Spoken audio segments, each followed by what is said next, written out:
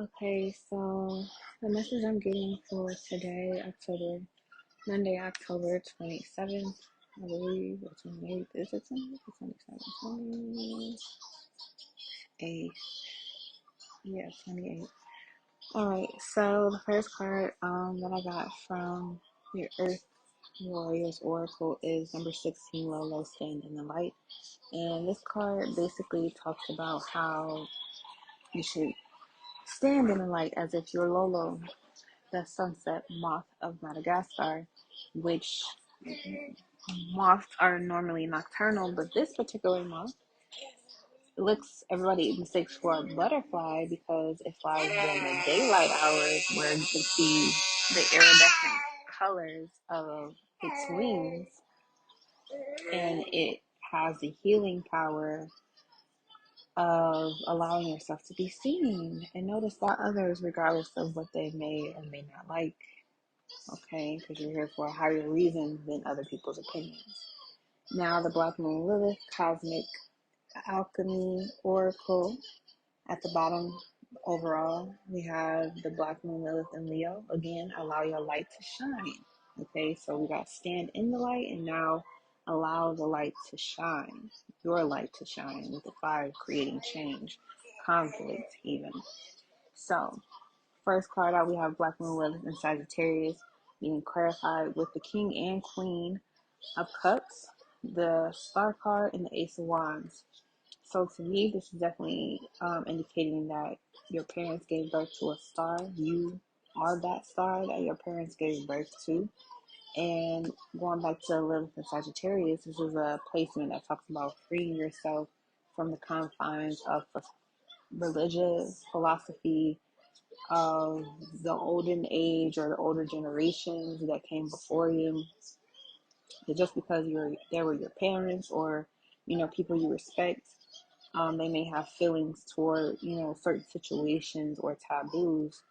You're here already installed with the required information in your DNA that you need to take a new path with this Ace of Wands that is going to be very different from the King and Queen of Cups. Okay, there's two different elements, water and fire. In the middle, we have Pluto in these and regeneration, which talks about, evolving. And we have the Eight of Pentacles, the Four of Wands, Eight of Wands, and the the Ten of Wands, and the Eight of Cups. So we have two eights here with the Eight of Pentacles and the Eight of Cups. Now, this to me was definitely reading because the Eight of Pentacles is a card that talks about laboring and hard work. And in the back is a castle, which the Four of Wands show that castle up front with like two people at an altar, or a gazebo. So that to me kind of read that it's time for you to stop doing work solely just for yourself and start thinking about what works or labor can you do for others that'll actually make you happy, because you'll be using the talents, gifts, skills, and abilities that were given to you, Ten of Wands, from the gods that, or the ancestry that came before you. And you've been studying this for a very long time. And the fact that it's a Ten of Wands means it's time for you to move into a new era. And that's where we have this Eight of Cups, where you're kind of leaving your thoughts and feelings about things in the past and moving towards success in your future. Lastly, we have Calcination, Dark Night of the Soul, which was a master number 33-6. And this card specifically talk about the Dark Night of the Soul being where you're at a breaking point in your life where you're ready just for straight up change and you're ready for that ego death to take place.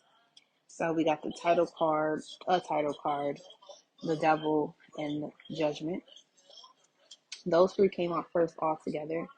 And that basically for me was reading like what is something that you own or that you have responsibility for, that you feel like no matter what you do, you can't escape it, you can't leave it. Definitely giving Solange. I tried to, smoke it away, drink it away, go shopping. I try to do everything, to get rid of it instead of just sitting with it. You know what I'm saying? That's kind of the energy I was getting here with the Dark Night of the Soul and the Devil card.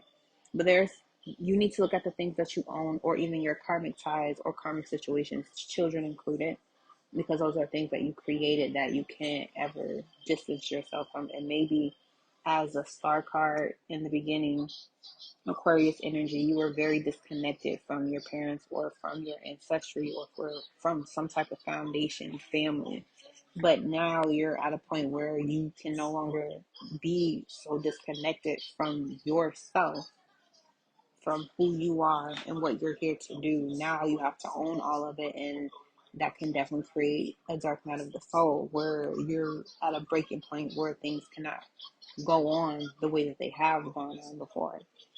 So then we have clarifying this again, the Page of Cups, the Hierophant, and the King of Wands, which to me the Page of Cups is, being able to tap into your intuition, being innocent all over again, because you're going into, again, Eight of Cups, a whole new way of living, a whole way new of doing things. Ten of Wands, a whole new beginning. It's starting with this Ace of Wands as well. So the Page of Cups here is saying, hey, you get to use the gifts, skills, talents, and abilities that not only you came here with, but also from those who came before you. With the King and Queen of Cups, your ancestry is here to say, hey, take this on with the Hierophant card. And the Hierophant is all about doing things the right way. Doing things the right way, things that have been instituted for you to take place and do in this lifetime.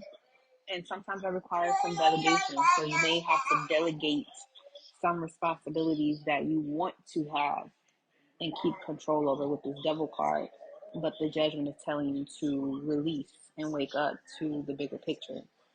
With the King of Wands as well being here. Again, this is about expansion. This is about enterprising.